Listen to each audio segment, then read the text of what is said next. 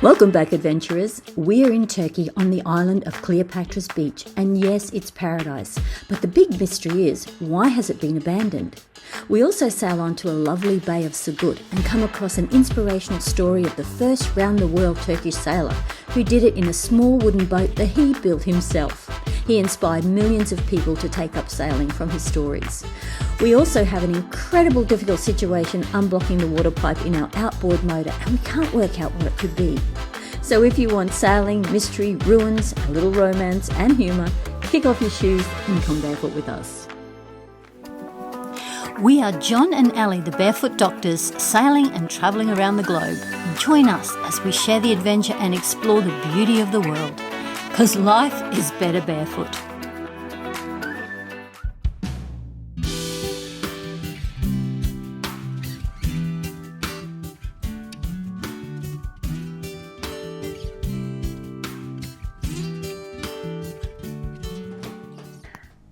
As we wander through the ancient ruins on Cleopatra's Beach, you're probably wondering, like us, who lived here and why is this once bustling port now in ruins? Well, the story is as captivating as the place itself, because these ruins date back to the Roman and Hellenistic period. The ancient harbour once played a crucial role in trade and naval activity along the Mediterranean. But it was a thriving port, serving as a key location for commerce and military operations. But as centuries passed, the port's once important role began to fade. Earthquakes, which were really common in this area, caused significant damage to the infrastructure, weakening the harbour and leaving it vulnerable. Over time, natural forces like coastal erosion and shifting landscapes further isolated the port, making it harder for ships to dock, and we know what that's like. The harbour was gradually abandoned, and as the Roman Empire declined, so did many of its outposts and settlements like this one.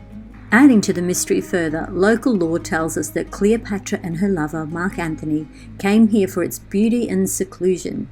It's said that Cleopatra had sand from Egypt brought to this beach to create the private royal retreat. The allure of the whole area, combined with the decline of the harbour's functionality, eventually led to the rise of a modern-day Marmaris as the new focal point for trade and tourism in Turkey. Today, these ruins stand as a testament to a once thriving port now swallowed by time and nature. Roman amphitheatre.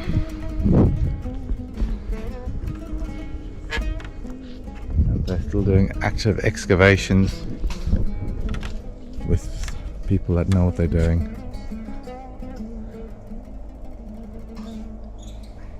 But it was built in 4th century BC, so 400 years before Christ. But look at the intricate carving of the seats. There's actually grooves, and apparently there's also carvings inside some of these seats. So these lips are very unusual, so you can actually sit and have your feet tucked in. See how it's a conglomerate. You call this conglomerate, do you? Yeah. This is compressed rock and sand, by the ocean. and created by the ocean, apparently, Jill says. Oh God, I hope I'm right. But yeah, we do see this in the Whitsundays, but they've been able to cut these big rocks surprisingly straight and flat. It doesn't look like they've been chipped. Like when people chisel them, they seem to have more grooves in them, but these look really flat, like they had big saws. But I don't think they had big saws in those days, did they? And of course, the most important thing is Expedition Barefoot, just out there in the water, so we can see her. So if you were sitting at this amphitheatre, you would have an absolutely wonderful view of the stage, but also you'd be looking out over the sea. What I wanted to say to you is what would be normally happening in this amphitheatre back in the day would performances, and they would often have tales of tragedy and romance and comedy. Yeah. They would also have gladiator games, so they would either fight each other as gladiators or they'd fight wild animals. They also had naval battles, so they would reenact naval battles, and it said that they would actually flood the amphitheatre with water so that they could create more of a real life performance. Isn't that fascinating? They'd also have political announcements here, so everyone would gather for all the political announcements and any announcements of importance. So I think that was fascinating that they had this, and this would have been filled with locals and also people from close by islands. 2,500 people roughly they could seat here, So a kilometre wide. You can't fit 2,500 people living on this island, so they must all come from the They must mainland. have been coming from different islands because we're very close to Marmaris as well. So, but isn't it great? What do you think, guys? Fascinating. This was another walled city. You can see the city walls just here, and also this is presumably guardhouses and things like that, and the city walls continue. So the housing area, residential areas, obviously some temples or maybe flashy buildings.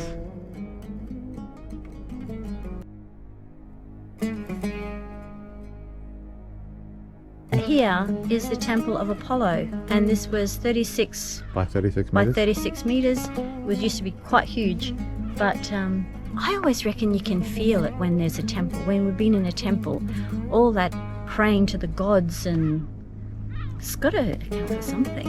And when was it built? It was built in 200 BC.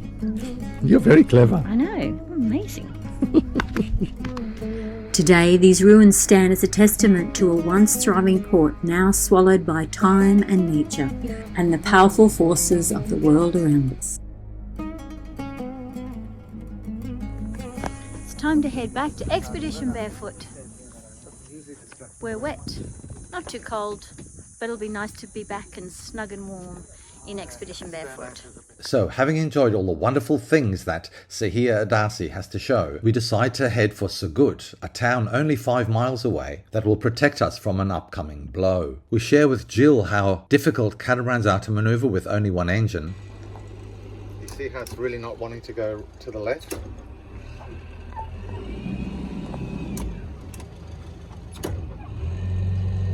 It's only when you have something. See, I mean, I've got my tiller hard over and we're going right. And eventually, once you get a bit of speed up, then the tillers start to buy. But if this was a marina, you'd be really stuffed. What? Oh. Somebody. But you see how long it takes?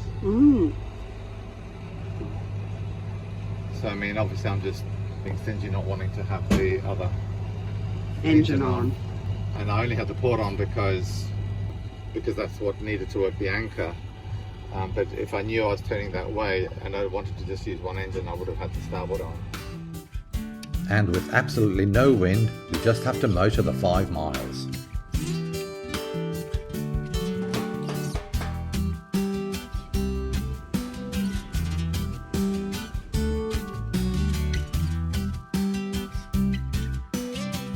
Having not had any meals out for some time, we decide to moor up to a pontoon and use one of the restaurants for our meal that night. Double wrap. Where are we going, guys? To the market in this beautiful little Turkish village. I don't know what it's called. That was my next question. Wow. Sogut. Something like that. S-O... So good. So good. So good. So good. Let's go. Isn't that view so much nicer? Yeah, there she is. There's Expedition Barefoot. There she is.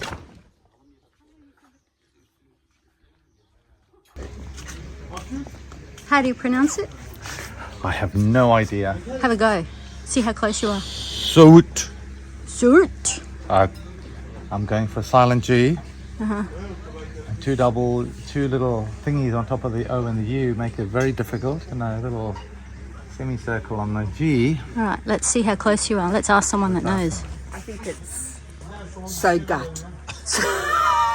Let's see how close you are. What do you say? Hang on. So good. Say it again. So good. The T silent. So what is the town called? This town? Sogut. The name of the town. Sogut. Name. Uh-huh. How do you... Sogut. Yeah, Sogut. Yeah. Sogut. Yes, Sogut. Sogut. Sogut. Yeah. Ah, I got it right! Silent G. Sogut. And I went, so, Sogut. Yeah. Silent G, thank you. thank you. How much fat, how much sugar? Carbohydrate 51, not plus 51, 50%. It can't be. Can't be silly. Can't be. Carbohydrates 51 grams. Holy dooly. Okay, we'll be putting that fella back. Here we have fresh bread. And we have 2 fresh bread, or 3 fresh bread. We get 2 fresh bread. 2 fresh bread. Jill used to own an IGA supermarket, so every time we go into a supermarket, She's fascinated. she loves it. 45 grams. Peanut butter here is 45% carbohydrate. Break We that down break that in down. layman's terms for people. So in 100 grams, you get 45 grams of sugar. A good peanut butter will be 8. We look for 8 or at least 10%. Common ones are 15% or 20%. We consider 20% to be high. This is 45%. Whoa. Guess what, guys? This is like our little mini dash that Jill spotted as we're walking along the wharfs. Oh, yes. Oh yeah, we should find out where it is. So they're all over the world. Still, look at that. People are loving it. And this is what sailors do to help each other. I told him he's coming. Super. Do you think it's a problem? Oh, No, you can come back a little bit.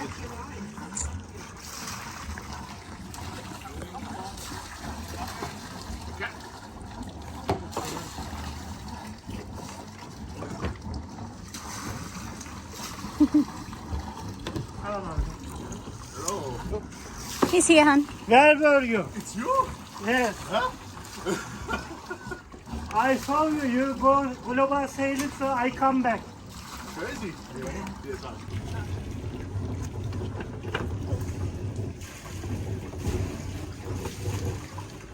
Thank you.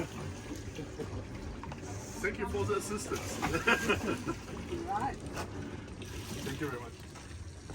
And a fish for the booth. So as we were walking along the jetty here, we saw this fish and this crab locked in mortal combat, it seems. This carried on for at least 15 minutes, so can anybody let us know what is going on here? Is the fish attacking the crab, or is the crab attacking the fish? So please let us know in the comments below if you have any idea of the actual truth that's going on behind this behaviour.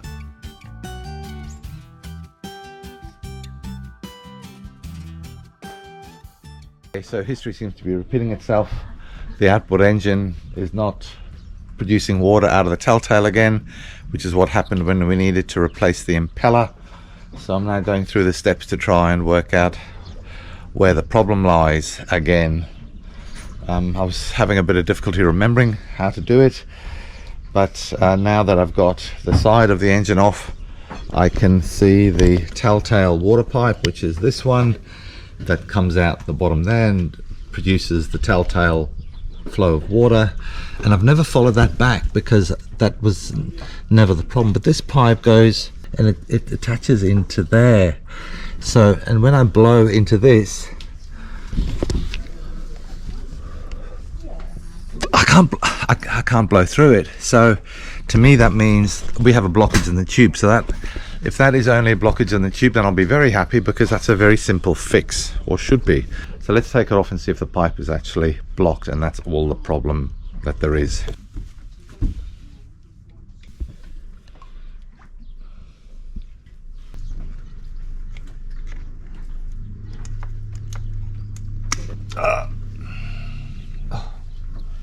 Phew, I thought I'd lost my pin.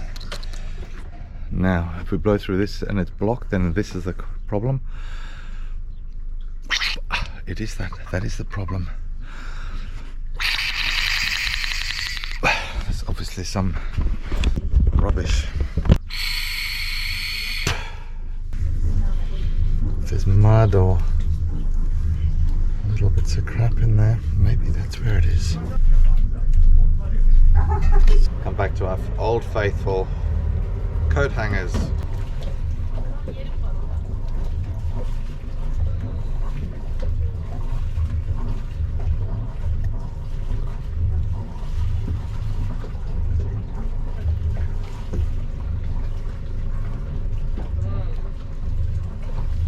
Something in there.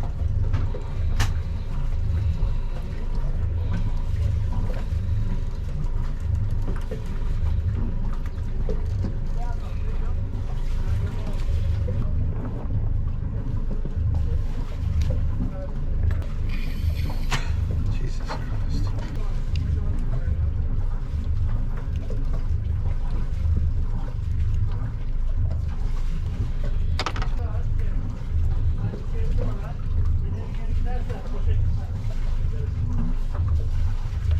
Oh, wow,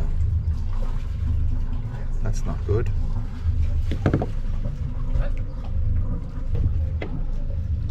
A little bit of a rubber impeller blocking the tube.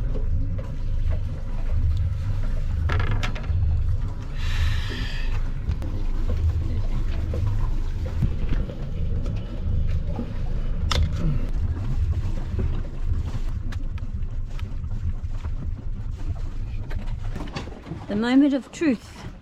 Did he fix it? Or is it still broken?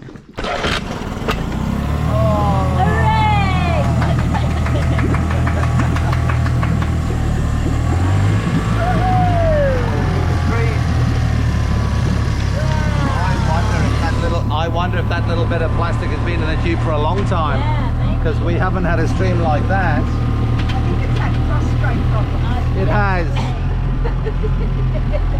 Old man's disease. Good job, honey.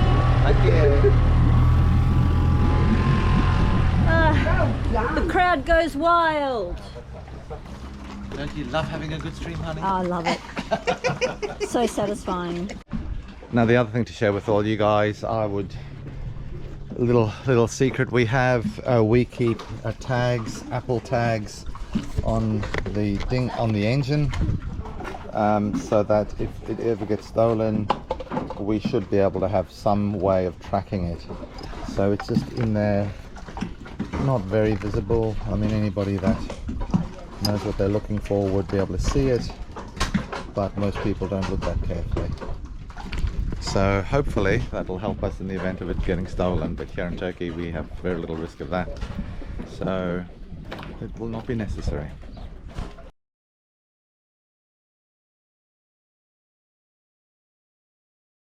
The final results.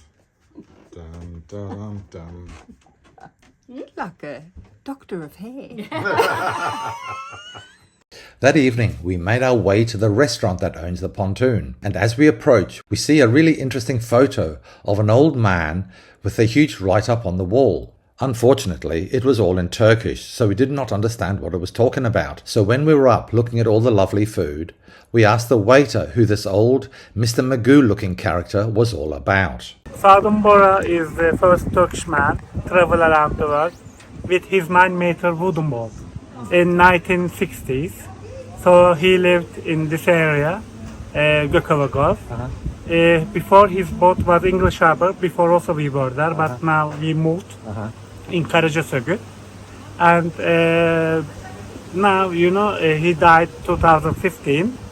And he said that he's the most beautiful place, Gökova Gulf, in this Turkish base. Right. And many Turkish people learn about, learn the sail and read the sail in his books, like this. Okay. Are his books in English or just in Turkish? I think Turkish, but maybe some books maybe they changed, translate English. And also this boat is in museum now in where? Istanbul. In Istanbul. Coach Museum, so people can see it in Istanbul. Fantastic. Thank you very much. Thank you. Yeah, thank you. So guys, let's just think about this and think about the reality of what this person achieved. He was the first Turkish person to sail around the world in a small wooden boat back in 1965, and it took him 3 years. At this time, there was no GPS, no water makers, no fancy electronics, and he may well not have been able to afford a VHF radio, so all communications would have been by Morse code with a light. He would also have been navigating 100% with a sextant and paper charts. That fills 95% of current sailors with complete awe and admiration. The circumnavigation took him 3 years, and during this time he sent back a blog, a written blog, every week to the newspaper that was published in Turkey. So this really means he was the very first blogger of a sailing channel and was decades ahead of his time. After his return, he continued to write many publications about his sailing adventures and also a reference book to teach other people how to sail. So all these exciting stories and experiences that he had changed the outlook of many people in Turkey, and as a result a huge number of Turks became skilled sailors and deckhands, and this can be directly traced back to Sadun Boro and his sharing of his wonderful adventures. So in this regard, Sadun Boro is actually a hero of ours, because we would love it if we could have the same sort of effect on other people to get them excited and confident enough to go out sailing and enjoy their life to the full. So here you have an amazing person that lived his last decades of his life in quiet backwaters in this area of Turkey, but people still remember him fondly and are touched by what he has given to the world. What we really like about traveling is to find out all about these different people with these amazing stories in places you would not even imagine. We are also often asked what the Turkish people really like, and what is it like to travel and sail in Turkey. The Turkish people in all of our travels have been amazingly friendly, warm, open, and have even invited us into their homes without any expectation of payback. This seems to be a cultural thing, where they are welcoming you in as a visitor and they just want to ensure that you have a good time in their country. Of course, as a traveller, one tends to be suspicious and worried about a trap or a payment of some kind later. But this is absolutely not what happens when you are travelling in the traditional areas in Turkey. Thanks for watching this week. We hope you've enjoyed the episode. And thanks to everyone who gave us their feedback on the Korean bench tops of last week's episode. And next week we'll have more Portofino updates, because this week we just couldn't fit it in. And don't forget to subscribe, like and ding the notification bell so you won't miss out on any of the episodes, because there is some amazing stuff coming up. Also, thanks to our awesome Patreons for helping us help others in need. Until next week, guys, hold fast to your dreams, for like the wind in the sails, they propel you towards endless possibilities.